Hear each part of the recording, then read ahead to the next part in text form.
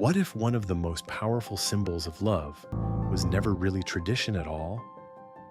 What if the diamond engagement ring, something that now feels timeless, natural, almost inevitable, was actually built by marketing, not by poets, not by ancient custom, but by a corporation staring at a crisis it could not afford to lose?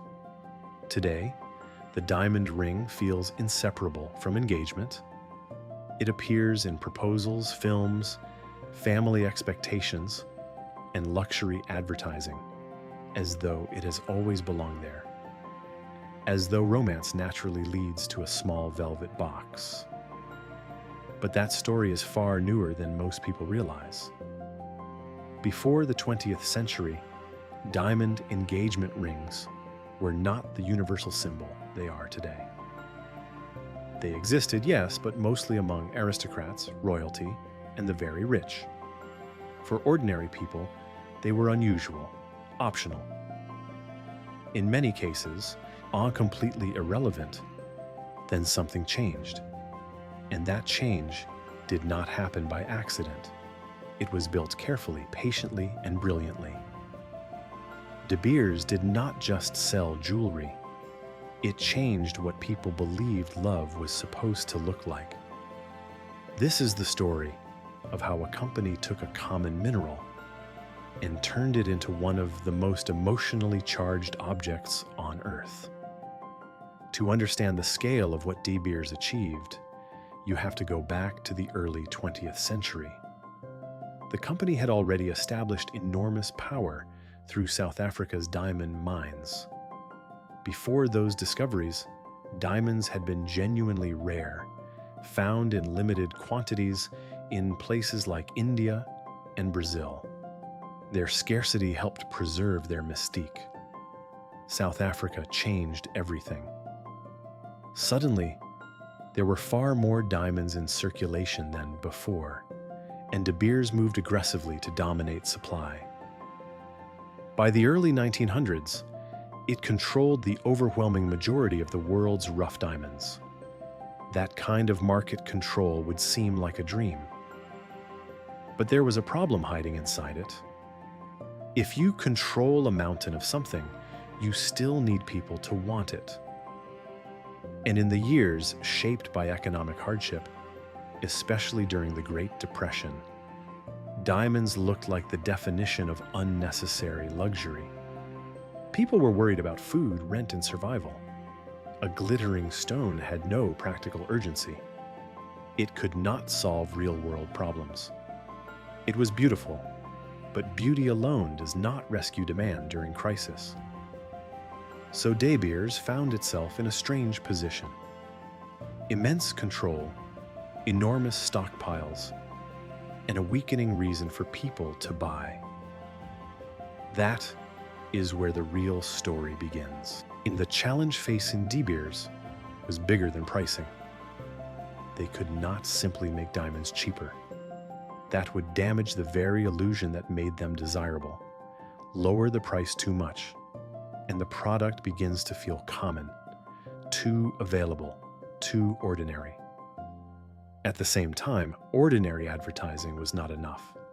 You cannot force people to emotionally value something they never really needed in the first place, especially not through a few glamorous ads. De Beers realized it had to stop selling diamonds as objects. It had to sell them as meaning. That shift was everything.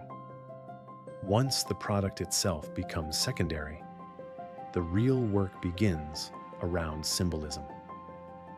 The company no longer needed to convince the public that diamonds were useful. It needed to convince them they were emotionally necessary, not luxury, necessity. That meant attaching the stone to something sacred, something deep, something people would hesitate to question. Love, marriage, permanence.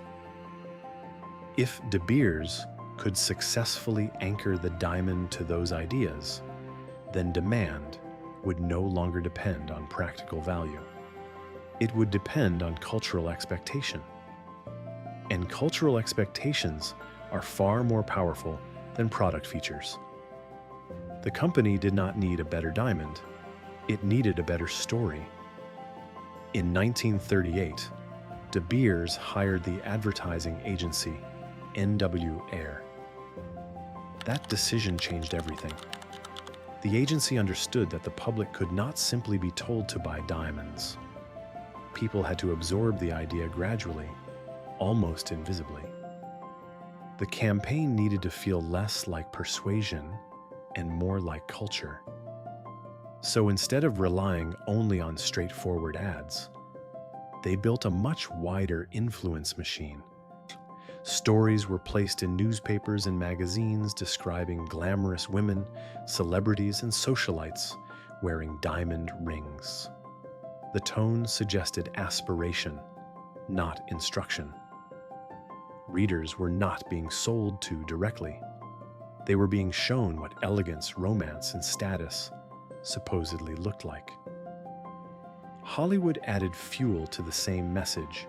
Diamond rings began appearing in films as part of the emotional language of romance. Proposals on screen became lessons. Glamorous love stories taught audiences what modern commitment was supposed to resemble.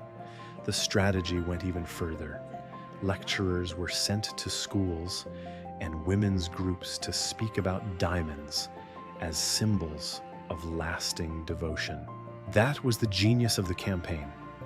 De Beers was not advertising a product, it was programming a ritual. Then came the phrase that made the entire system feel complete. In 1947, copywriter Francis Geraghty wrote 4 words that would become one of the most famous advertising slogans ever created. A diamond is forever. It is hard to overstate how effective that line was. First, it linked the material qualities of a diamond, like hardness, endurance, and permanence, to the emotional idea of lasting love. The ring was no longer merely decorative, it became symbolic, a promise made visible. Second, the slogan quietly discouraged resale. If the diamond represented eternal commitment, selling it felt emotionally wrong, awkward, even shameful. That helped protect the market by keeping used diamonds from circulating too freely and weakening prices. Third, it justified cost. A vacation ends, a car ages. But a diamond, the slogan implied, lasts forever. It was not just expensive, it was worth being expensive. That one line did what countless ordinary ads could never do. It made emotional permanence feel material. And once that connection settled into public consciousness, the diamond engagement ring no longer felt like marketing. It felt like truth. Once the emotional foundation was in place, De Beers added another layer: spending expectations. At first, the company promoted the idea that 1 month's salary was an appropriate amount to spend on a ring. Later, that figure grew to 2 months, and in some places even more. It was a remarkably effective tactic because it did not rely on a fixed number. It scaled automatically with income. That made the pressure feel personal. The amount spent became part of the meaning of the gesture, not just a purchase, but proof. Proof of seriousness, proof of commitment, proof of sacrifice. And because the benchmark was tied to salary rather than price, it worked across social classes. A teacher and a banker would spend very different amounts, but both would feel measured by the same emotional standard. This is where De Beers' strategy became especially powerful. It took a commercial transaction and wrapped it inside social expectation. By the time a proposal happened, the diamond was no longer being judged purely as jewelry.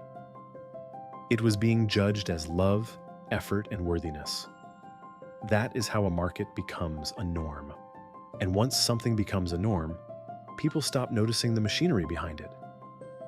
As engagement rings became normalized, De Beers kept expanding the story.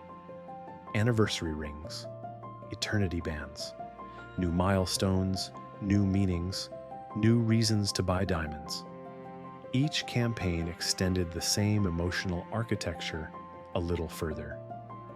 That is what makes this one of the most extraordinary business stories ever told.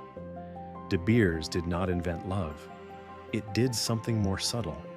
It inserted itself into how love was displayed, measured, and remembered.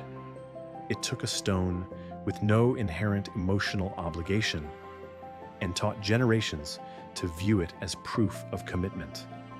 Even now, that influence lingers. Younger buyers may question the script. Lab-grown diamonds are disrupting old assumptions.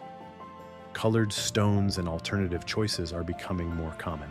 But the monopoly itself is weaker than it once was. And yet, the cultural residue remains. That is the lasting power of a successful story.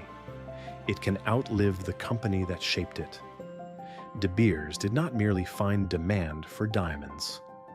It created the conditions that made demand feel natural. That is why this campaign still stands as one of the most brilliant examples of marketing in modern history. Because in the end, the company did not just sell a product, it sold a belief. If you enjoy stories about power, persuasion, and the hidden machinery behind luxury, subscribe for more deep dives like this.